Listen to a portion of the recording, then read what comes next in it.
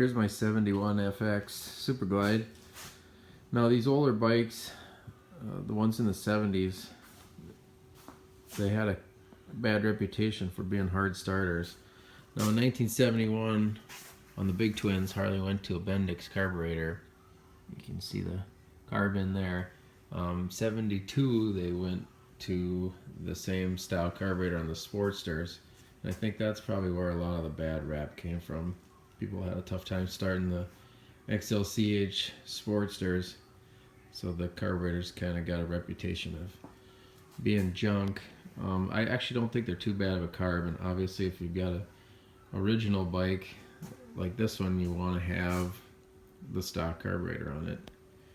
A couple things that I've learned over the years on these carburetors is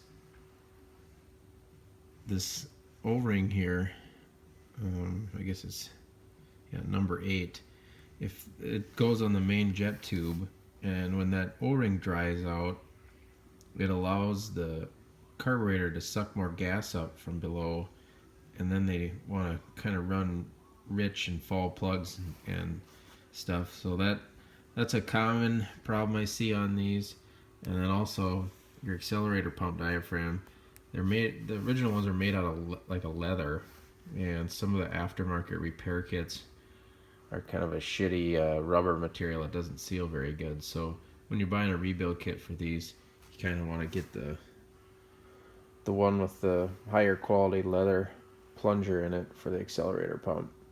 I guess I was just gonna try and start this thing today. Usually if you do the sequence right, it'll start on 1 or 2 kicks. If it doesn't start after 1, 2, maybe 4 kicks, then it doesn't want to start very good. So you kind of did something wrong. Yeah, it can get a little crabby with you.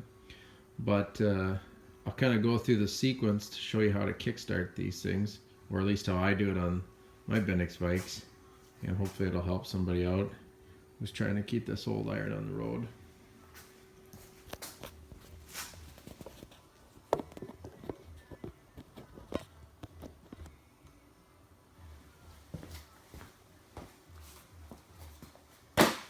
So what I always do, turn the gas on, and then I'll give it 3 or 4 squirts of the accelerator pump, and you kind of can listen and hear to make sure that's squirting.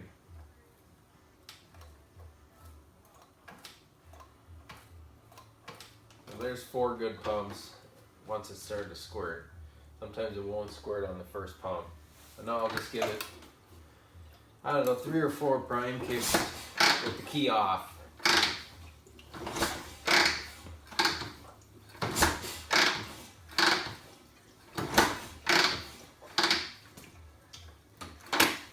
Now I'll give it 1 more squirt. Then I hold the throttle open just a little bit, maybe about 1/8. Kind of bring it to the top, turn the key on.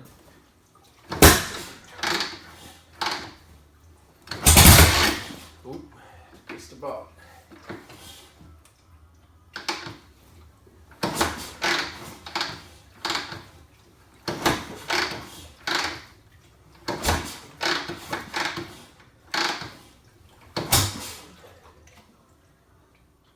Gotta hold the throttle open a little bit more. It should go.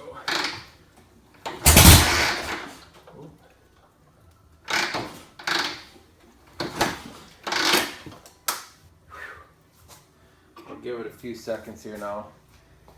It would have started on 1 kick, but I couldn't get the throttle open fast enough, so just let it sit here for a few seconds. Doesn't pay to keep kicking because it's not going to do anything.